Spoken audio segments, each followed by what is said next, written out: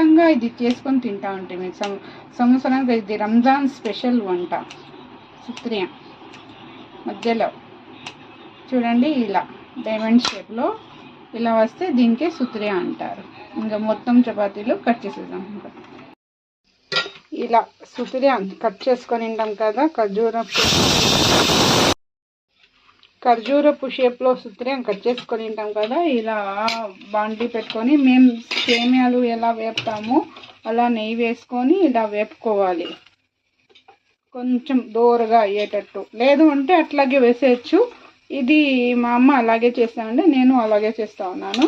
ఒక వీడియోలో ఎలా చేస్తారో అని చూస్తే ఇలా ఉడుకు పెట్టుకొని కట్ చేసుకొని వాళ్ళు ఇలాగే ఉడుకు పెట్టేస్తున్నారు కొంతమంది. అది ఏమో నచ్చలేదు.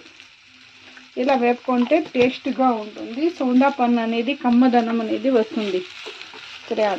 చూడండి ఇలా